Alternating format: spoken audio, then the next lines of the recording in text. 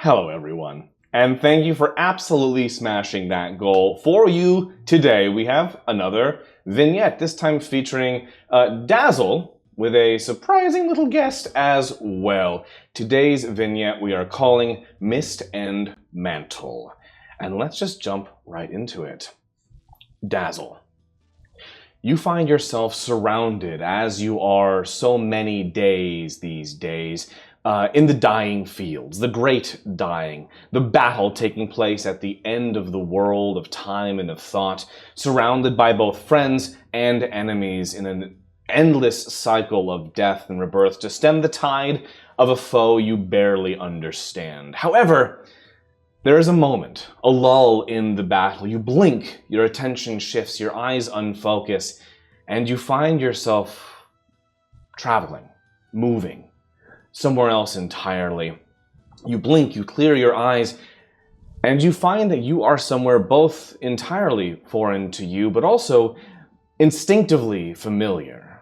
Around you, the surprisingly welcoming swirls of magic, of energy, of clouds that dance in spiral patterns, and trees that grow in all the directions, both upwards, down, side to side, and in many you do not fully understand.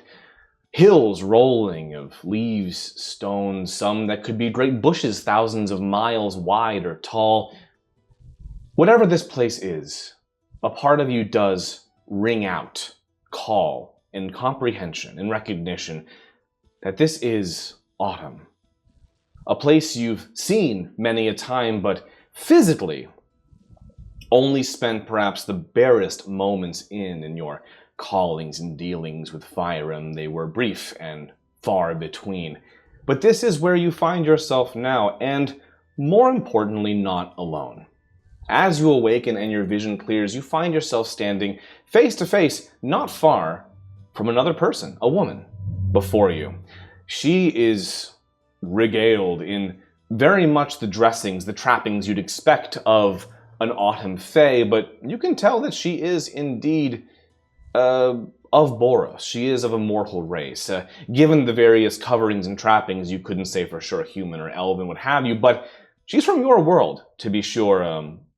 Perhaps a woman in her 20s, dressed in a beautiful tunic of woven, multicolored, fall-esque autumny leaves, decked out with floral patterns that trail almost seamlessly into the color of her hair, which braid down long down her back.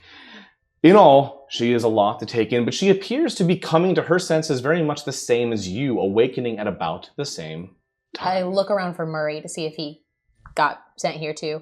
No one else familiar is around you. Just you and this woman. Hello? Hello?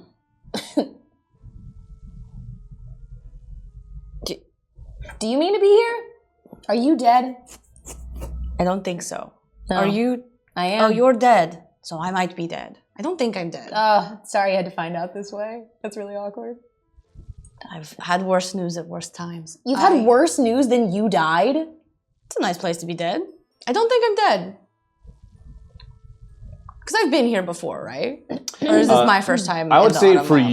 you are familiar with the Autumn Wild. In Yeah. fact, yes, you've perhaps traversed these territories before. Am I usually called in this way to the Autumn Wilds, or is this something different? I would say this is a slightly more unusual, slightly more jarring experience. You did not expect to arrive, but you do know that Firem can occasionally be capricious and unpredictable in his dealings. And I will say that even now, as you begin to gain your bearings, you notice how the grasses before you, already shimmering and in flux across a variety of seasonal tones, appears to form in a rolling tide, a discrete path before you of autumnal changing leaves, first to yellows and then to reds, oranges, and browns, forming a road that peels out ahead of you. I don't think I'm dead. I think I'm being summoned. Are you also a follower of Autumn? Oh, you know, that's a little complicated at this point. Yes, I was. I suppose. Everything gets a little complicated after you die, and you get sent into another realm, and you're supposed to, like, hold back the tides of death. Doesn't really make you feel like you follow any kind of, like, god at that point. But, sorry, that was a little bit complicated. Is Firem here? Have you seen him? We got here about the same time. Have you taught, like, I was just wondering if you've heard from him. I hear from him all the You time, talk right? to Firem constantly. I think, yeah, we talk often. Often! Same. Cool. That's pretty cool. Yeah. No, it's probably just about the same. Cool. Yeah. Well, so this would be for us. I would imagine he's likely at the other end. Okay. And you are?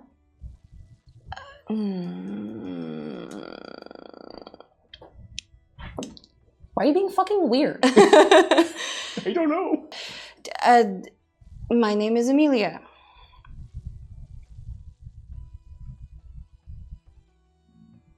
No fucking way. I wondered if you were going to recognize me first. Okay, no, hold on. Okay, I look the same because I died. You did that. You look different. So when we got here and I was like, hey, what are you doing here? Why weren't you like, hey, I totally owe my entire set of abilities to you? Because I wasn't sure if you were going to kill me last time.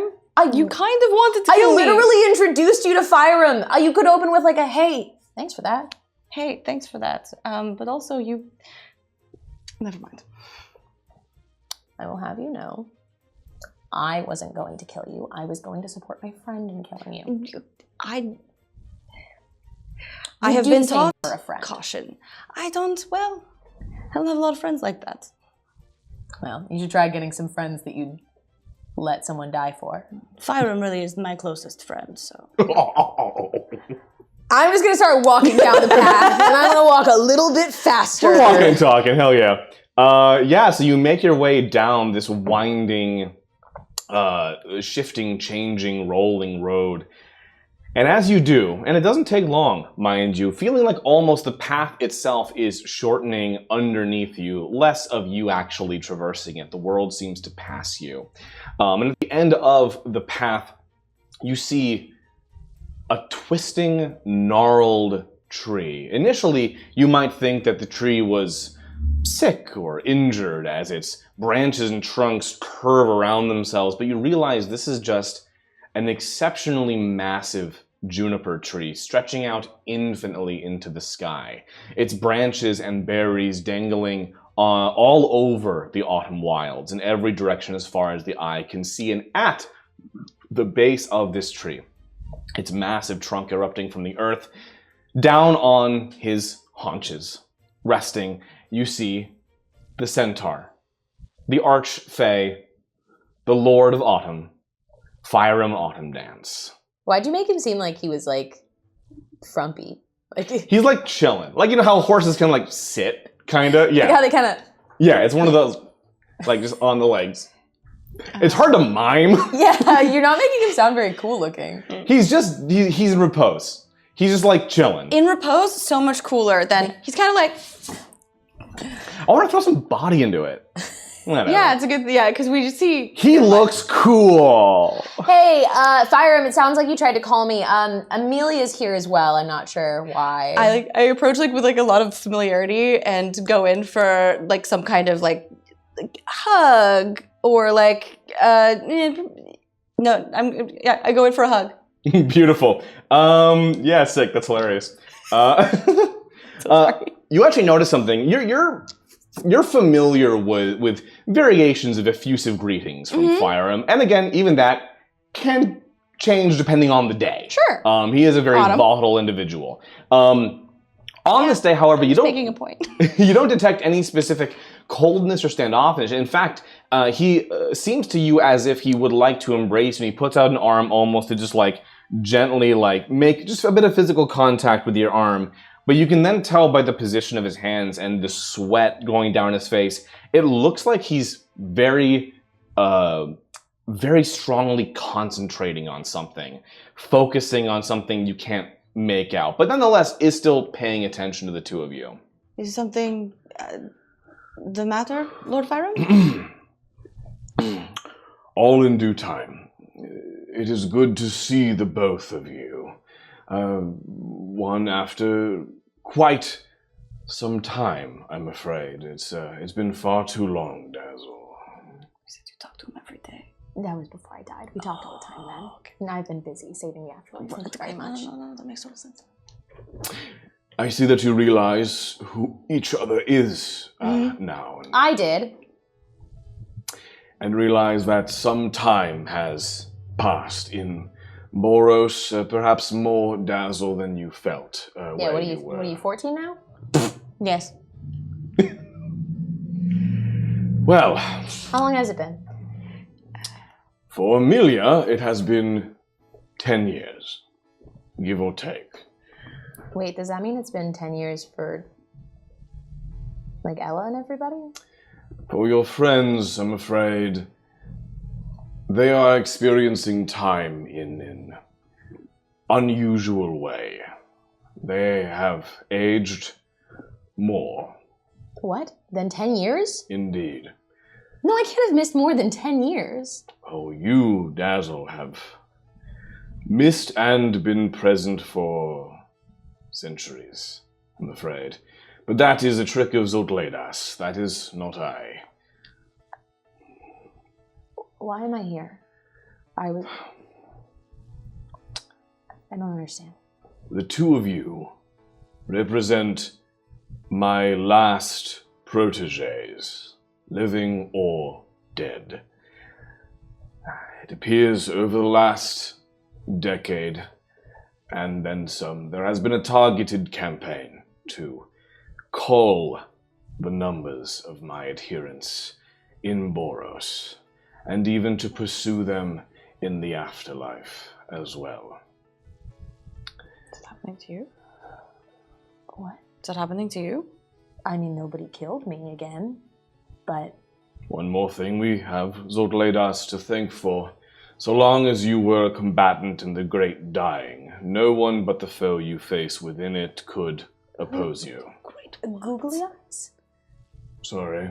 What was their name? Googly Eyes? Zoltledas? Zogledas, Zoltledas. the archdemon, archdevil. Sorry, I always get them mixed up. There's a very fine line. In any event, you might be wondering why you are here. I am, This yeah. is clearly not merely a social call. Never is. How weird. You don't have social calls with? Not since death. Before we did all the time, Amelia. Sorry. How's your parents? Oh, right. Sorry. High five. All right, she murdered them. Uh-huh. I think you might actually know better than me. I don't know how dead people work. Yeah, You know what? Her mom and dad are on the dying fields. Hey, you know what? They call me all the time. My condolences. Seems like they kind of got their stuff together for me. It's fine. Oh, good.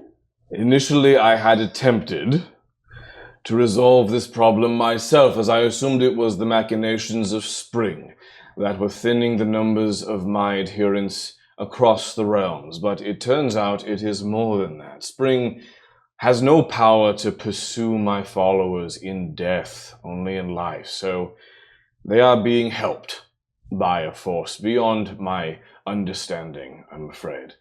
And so I brought you here in an attempt to both protect you and to ask something of you both. Amelia, you are my last living protege. And as such, I would like to nominate you as my mystician. I'm not sure if you both are familiar with the concept. I know you have encountered it before, but to refresh you, you would be my anchor in Boros, giving me power beyond which I command simply as the Lord of Autumn, enough to resist the bellicose tidings of Spring. You see, I did have these abilities until not that long ago, because I did have another mystician who unfortunately left us. And Dazzle, that is where I must unfortunately confess something. I know you feel I had been absent from your life, distant and uncaring Didn't even notice. as to your plight. Yeah, I mean, you know, like all the times that I called when people around me were dying and I needed your help. And when I tried to like follow through on the pact that I made to you. Yeah. I am, as little a consolation as it may be, dearly sorry for that fact. You left me helpless to protect anybody I loved. And I know. There is nothing I can do to correct that sin, but perhaps if nothing else, I can help you to understand why. Initially, we worked quite well together, and, well, I feel we had a very good patron relationship in those early days, but when spring began to get increasingly effective, I realized I needed more power. I needed an anchor in Boros, much like Dew had, much like many of the other Fey Lords had. Though it was never something I had been able to do in the past because of my mercurial nature, I do not maintain consistent bonds with people. And so, without consulting you, I elected you as my mystician, as my anchor in the land of Boros. It meant, however, that we could no longer be close. There is a certain magic in the bond between a mystician and the Fae, that if we were to strengthen our relationship in any meaningful way, the power of it could very easily overwhelm you. It was inexcusable for me not to inform you of this. I worried that if you knew, and if you knew the risks, you would not agree to it. And I was running out of options to protect my realm. You're a terrible patron. I agree. I know. And it had nothing to do with me killing that politician. You think as an act of petulance or revenge I would have done this to you? Yeah, I thought that the whole time. I'll admit, your impulsive nature was initially detracting from certain long-term objectives I'd had, but difficult to judge you for given my own nature as well. No, once it became clear that this arrangement needed to be made, I had to create distance for myself to protect the both of us. This is not to excuse not informing you, not at all, but at least so you know the truth. I harbored no ill will towards you. You were never a bad protege, by any means. You were wonderful, and you held your role exceptionally well. It was my own failings and insecurities that prevented my honesty with you. So you waited until you need something else from me to tell me.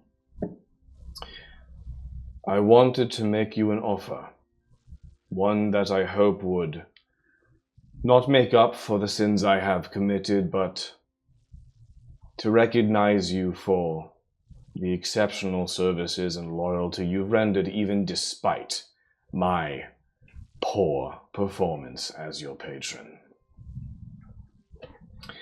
And you see, as Firem exhales and lowers his hands, and the entire world around you changes.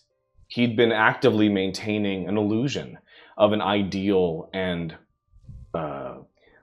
constructed, beautiful Feywild. The Autumn Wild as you imagine it should be, but now that the visage is dropped, you see how it truly is. The lands are scoured, barren. The forces of spring even now push back the tides of the Autumn Wild's very own peoples over the hills, and the floors around you littered with the corpses of the fallen. The very juniper tree, the Ever itself, twisted not just in its nature, but now corrupted and dying, withered and dry. Is this what the wilds look like now? This is how things truly are now. Where are my friends? They are fighting. Are they in the wilds?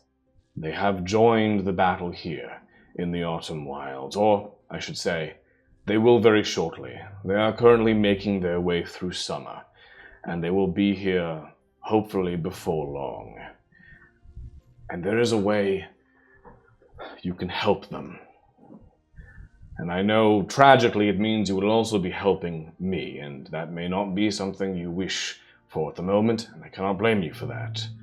But I wanted to give you the chance to not only assist your friends, but to assist the wilds. And not only to give yourself to them, but to be recognized by them for who you truly were. An excellent protege. Because here is the rub. When you died as my mystician, you took much of my power with you. That was the risk. Ordinarily, if you were alive, you could confer the mantle directly onto a living successor, like Amelia. When you died, that no longer was possible. You still have that power within you now, but before it can be returned to another, it must be returned to me. And for that, you must become one with the Autumn Wilds. And he indicates to the tree behind him. The spirit of autumn is dead. The wilds are dying with it, and as soon as the roots of the Ever untether, all of the Fey realms will begin to unwind around it. If you would join me as the new spirit of the Autumn Wilds, we would have a chance. Then I don't go back to where I was. You would not return to the Great Dying. You would not return to Murray or Klulik. And you would, in a sense, no longer be Dazzle, Valor, Ionra, Azudol, Drekar, Valokas. You would be your essential self, but formless, intrinsic to autumn, this very spirit of this place. And as that, we have a chance, but it must be your choice. Even if I could force you, I would not. I'm not positive I believe you, but I didn't even get to tell Murray or Klulik I was leaving. I know. She can't even say goodbye? What happens if I say no? Our job here becomes much more difficult. Perhaps we have a shot, perhaps we don't. Your friends are ingenious in their own way, and I will continue to fight until my last, but the odds are very, very slim. I met those people. They will be so mad if you disappear. Won't they? Yeah. No, I left everybody once already. I already left Klulik once. There's no other way to take the power? The only consolation I could ever give you is that, as a part of autumn, you would have the opportunity to see your friends as they pass through here, Ella, and your new compatriots, but not the old. Not your friends from the West. Not again, I'm afraid. I don't want to I don't want to be a tree. I don't want to be special. I don't want to be part of the Autumn Wilds. I never got to be part of your court. I never got to be a part of the Fae. I gave up all of my natural and innate abilities to take on yours, and I never got any of the fun benefits of it. I never looked like this. I never got any of this shit. And now you expect me to give up everything? I expect you... Because you failed? I ask you to give up one everything in exchange for another. You leave a life, You asked an me to afterlife, give up my everything behind. in exchange for yours. To become every flower, blade of grass, tree, every wisp of wind, every sensation, convulsion, every twist and laugh and tickle of this place. To become its soul, its heart.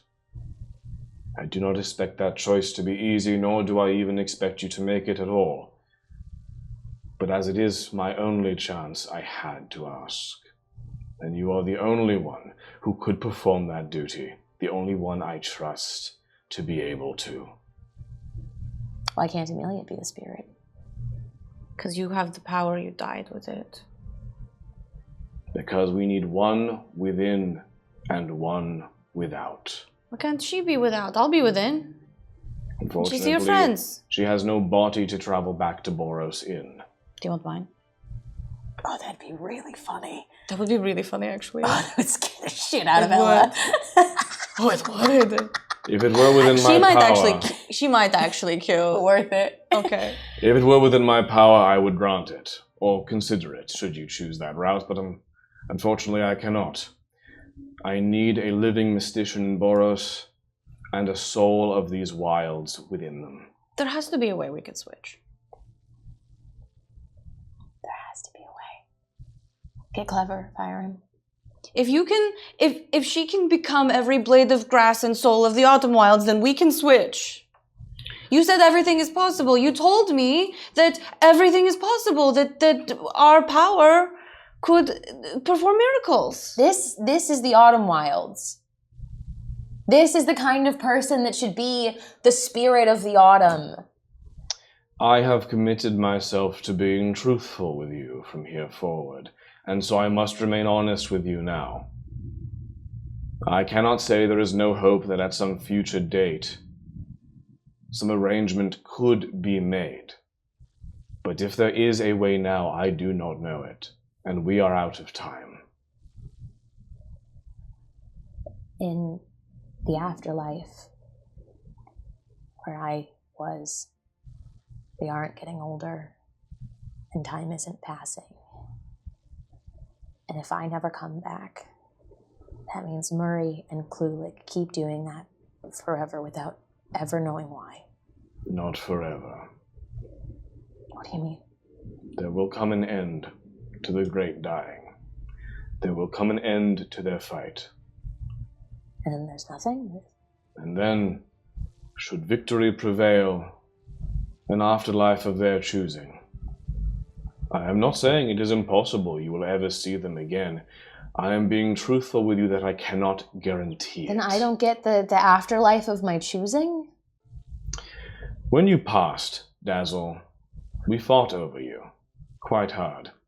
Myself, Zodledas, Imvere, and Draninud each felt that you belonged in our domains.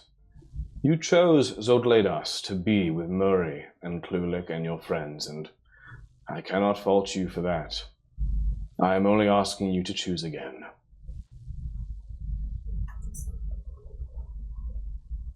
No. No, this isn't my home, and I never chose to be your mystician. I really fucked up. Lived my whole life. I spent all of the time that I had to breathe being denied anything from you. I'm not going to show up and give you everything I have left. And I'm not going to give you the rest of my friends' lives to wonder why I left them again. I hope all of this works, and I hope you pull it off, but I'm not going to let whatever length of that eternity is with them thinking that I abandoned them. Very well. That Ella's is your choice. going to join us, and we know that. The people of Boros don't live forever, and they're all doing something really fucking stupid. And I'm going to be there when Ella gets there. I am afraid that, as well, is something I cannot guarantee. But I respect your choice. You have made it, and it is yours. I will return you both now to your stations. You to Zogledas, and you back to Boros. And we will hope that the wilds will persist in spite. Thank you for taking the time. Farewell. You should have told me. And Firem waves a hand.